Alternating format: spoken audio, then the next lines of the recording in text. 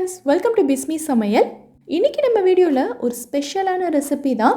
நல்ல கமகமன்னு சூப்பரான டேஸ்ட்ல சிக்கன் பிரியாணி எப்படி செய்யறதுன்னு பார்க்க போறோம். ரொம்ப சிம்பிளான மெத்தட்ல ஒரு பெர்ஃபெக்ட்டான பிரியாணி நீங்க பிகினரா இருந்தாலும் பேச்சுலரா இருந்தாலும் தாராளமா ட்ரை பண்ணலாம். கொஞ்சம் கூட குழையாம அடி பிடிக்காம சூப்பரா வரும். வீடியோக்குள்ளே போகிறதுக்கு முன்னாடி நம்ம சேனலை நீங்கள் புதுசாக பார்க்குறீங்கன்னா மறக்காமல் சப்ஸ்கிரைப் பண்ணிவிட்டு பெல் ஐக்கானையும் கிளிக் பண்ணிக்கோங்க.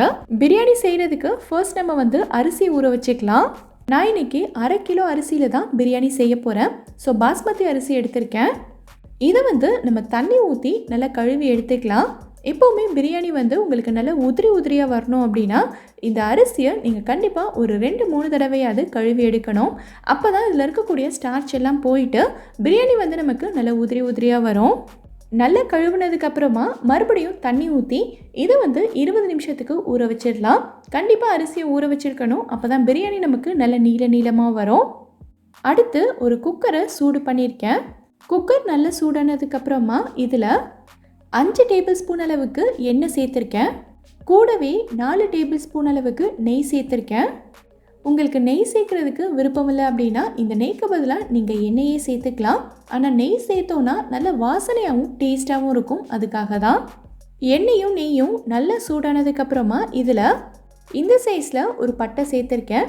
பட்டை எப்போவுமே சுருள் பட்டை சேருங்க, அதுதான் நல்ல வாசனையாக இருக்கும். கூடவே 4 ஏலக்காய், 4 கிராம்பு, 2 பிரியாணி இலை சேர்த்து நல்லா பொரிய விட்டுக்கலாம். அடுத்ததாக நான் 4 மீடியம் சைஸ் வெங்காயத்தை நல்ல நீளமாக மெல்லிஸாக ஸ்லைஸ் பண்ணி வச்சுருக்கேன். இதை உள்ளே சேர்த்து நல்லா வதக்கிக்கலாம்.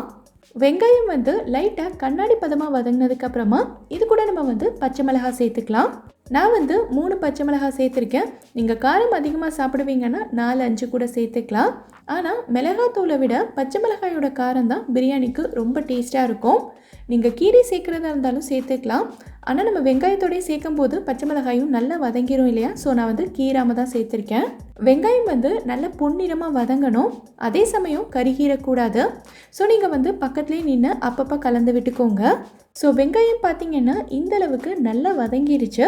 அடுத்ததாக நம்ம இஞ்சி பூண்டு விழுது சேர்த்துக்கலாம். 4 டேபிள் ஸ்பூன் அளவுக்கு சேர்த்துருக்கேன். இஞ்சி பூண்டு விழுது சேர்த்து வதக்கும் போது பாத்திரத்தோட அடியில் ஒட்டிட்டு அடிப்பிடிக்க ஆரம்பிக்கும் இல்லையா? ஸோ அதுக்காக நம்ம கொஞ்சமாக உப்பு சேர்த்துட்டு நல்லா வதக்கணும். அப்படின்னா பாத்திரத்தில் ஒட்டாமல் சூப்பராக வதங்கி வரும். இதோட பச்சை வாசனைலாம் போயிட்டு எண்ணெய் பிரிஞ்சு வர வரைக்கும் நம்ம வதக்கிக்கலாம்.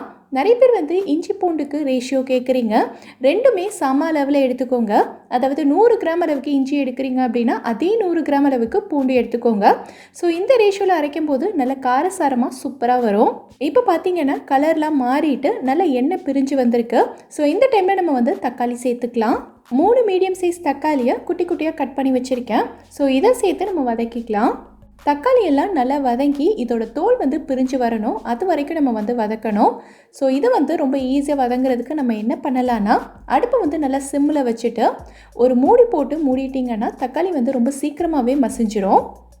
இடையில அப்பப்போ இதை ஓப்பன் பண்ணி கலந்து விட்டுக்கோங்க. 2 நிமிஷத்துலேயே சூப்பராக வதங்கிரும். ஸோ தக்காளி இந்த அளவுக்கு மசிஞ்சு வந்திருக்கணும். அடுத்ததாக நம்ம புதினா மல்லி சேர்த்துக்கலாம். 1 கைப்பிடி அளவுக்கு புதினா, 1 கைப்பிடி அளவுக்கு கொத்தமல்லி சேர்த்துக்கிறேன்.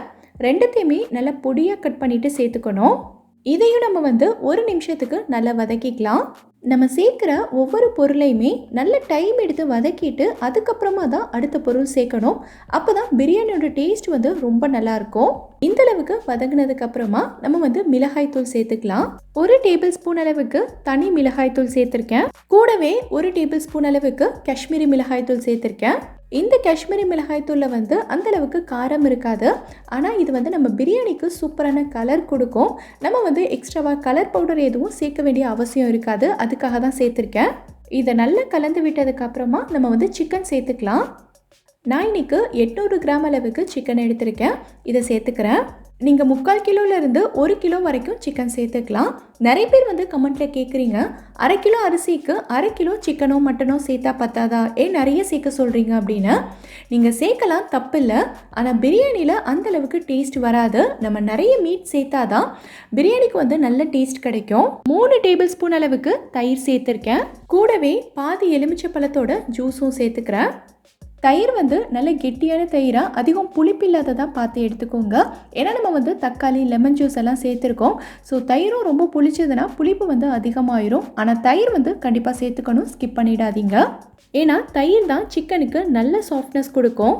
நல்லா கலந்து விட்டுட்டு இந்த சிக்கனை 1 நிமிஷத்துக்கு மட்டும் குக் பண்ணிக்கோங்க. அடுத்ததான் நம்ம வந்து தண்ணி சேர்த்துக்கலாம். தண்ணி வந்து 1க்கு 1.5 ரேஷியோவில் சேர்த்துக்கணும். அதாவது 1 கப் அளவுக்கு அரிசி எடுத்திருந்தீங்கன்னா அதே கப்பில் 1.5 கப் அளவுக்கு தண்ணி சேர்த்துக்கணும். நான் இன்னைக்கு 2 கப் அளவுக்கு அரிசி எடுத்திருந்ததுனால 3 கப் அளவுக்கு தண்ணி சேர்த்துக்கிறேன்.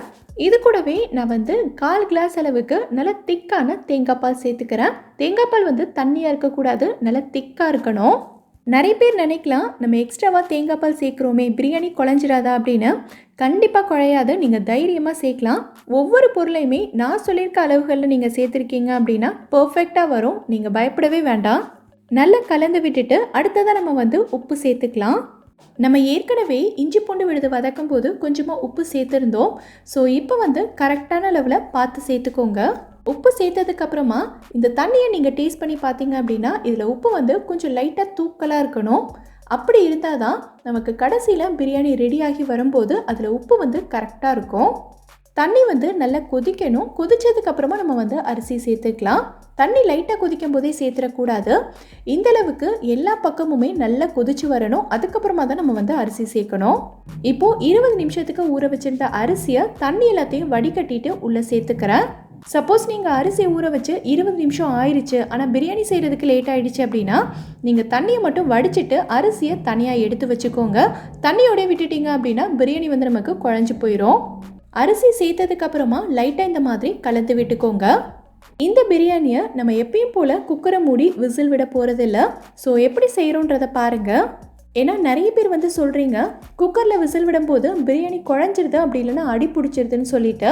ஸோ இப்போ நான் சொல்கிற மாதிரி நீங்கள் செய்யுங்க, பர்ஃபெக்டாக வரும். நம்ம அரிசி சேர்த்து கொதி வந்ததுக்கப்புறமா ஒரு 2-3 நிமிஷத்துலேயே பார்த்தீங்கன்னா அரிசியும் தண்ணியும் இந்த மாதிரி ஒரே லெவலுக்கு வந்துடும். ஸோ இந்த டைமில் நீங்கள் லைட்டாக ஒரு தடவை கலந்து விட்டுட்டு இந்த மாதிரி நல்லா லெவல் பண்ணி விட்டுக்கோங்க.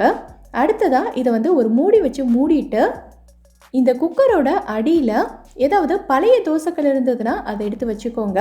நீங்கள் யூஸ் பண்ணுற தோசைக்கல்லை தயவு செஞ்சு வச்சிடாதீங்க, அடுத்த டைம் உங்களுக்கு வந்து தோசை சுட வராது. ஸோ பழசு ஏதாவது இருந்ததுன்னா யூஸ் பண்ணிக்கலாம். அடுத்து இந்த குக்கருக்கு மேலே சூடான ஆவி எதுவும் வெளியில் போகாமல் இருக்கிறதுக்காக நம்ம வந்து வெயிட் வைக்கணும். நான் இந்த மாதிரி ஒரு கல் வைக்கிறேன். நீங்கள் வந்து நம்ம இஞ்சி பூண்டெல்லாம் தட்டுறதுக்கு கல் வச்சுருப்போம்ல, அது யூஸ் பண்ணிக்கலாம். அப்படி இல்லைன்னா ஒரு பாத்திரத்தில் தண்ணி பிடிச்சி அதையே கூட நீங்கள் மேலே வச்சுக்கலாம். ஸ்டவ் வந்து நல்லா ஹை ஃப்ளேமில் இருக்கிறதுனால நம்ம அடியில் வச்சுருக்க தோசைக்கல் வந்து 1 நிமிஷத்துலேயே நல்லா சூடாயிடும். ஸோ 1 நிமிஷத்துக்கு அப்புறமா ஸ்டவ்வை வந்து நல்லா குறைச்சி லோ ஃப்ளேமில் வச்சுக்கோங்க. எவ்வளோ குறைக்க முடியுமோ அவ்வளோ குறைச்சிருக்கணும். ஸோ ஒரு 10 நிமிஷத்துக்கு அடுப்பு வந்து இதே லோ ஃப்ளேம்லேயே இருக்கட்டும். ஸோ 10 நிமிஷத்துக்கு அப்புறமா நீங்கள் ஸ்டவ் ஆஃப் பண்ணிக்கலாம். ஸ்டவ் ஆஃப் பண்ணிவிட்டு உடனேவே திறக்கக்கூடாது.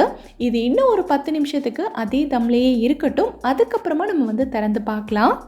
10 நிமிஷத்துக்கு அப்புறமா நான் திறந்து காட்டுறேன். நம்மளோட சிக்கன் பிரியாணி எவ்வளோ சூப்பராக வந்திருக்கு பாருங்கள். இதோட வாசனையும் டேஸ்ட்டுமே நல்ல கமகமன்னு அவ்வளோ சூப்பராக இருந்துச்சு. நீங்கள் பேச்சுலராக இருக்கீங்க இல்லை பிகினராக இருக்கீங்க, இதுவரையும் பிரியாணி ட்ரை பண்ணதே இல்லைன்னா இந்த மெத்தடை நீங்கள் கண்டிப்பாக ட்ரை பண்ணி பாருங்கள். இது ஒரு ஃபெயில் ப்ரூஃப் மெத்தட்னே சொல்லலாம். அந்தளவுக்கு பிரியாணி நல்ல உதிரியாக ஒரு பருக்க கூட உங்களுக்கு குழையாமல் அடிப்பிடிக்காமல் சூப்பராக வரும். ட்ரை பண்ணி பார்த்துட்டு எனக்கு கமெண்ட்டில் சொல்லுங்கள். இதே மாதிரி நம்ம சேனலில் ரொம்ப ஈஸியான மெத்தடில் chicken biryani mutton biryani videos எல்லாம் நிறைய போட்டிருக்கேன். ஸோ கண்டிப்பாக அந்த வீடியோஸையும் நீங்கள் செக் பண்ணி பாருங்கள். இந்த வீடியோ பிடிச்சிருந்தா லைக் பண்ணுங்கள். உங்கள் ஃப்ரெண்ட்ஸ் உங்கள் ஃபேமிலி மெம்பர்ஸ்க்கு இந்த வீடியோ யூஸ்ஃபுல்லாக இருக்கும்னு நினச்சிங்கன்னா கண்டிப்பாக ஷேர் பண்ணுங்கள். மறக்காமல் நம்ம பிஸ்மி சமையலுக்கு சப்ஸ்கிரைப் பண்ணிவிட்டு பக்கத்தில் இருக்கக்கூடிய பெல் ஐக்கானில் ஆப்ஷன் ஆலும் கிளிக் பண்ணுங்கள். தேங்க்யூ.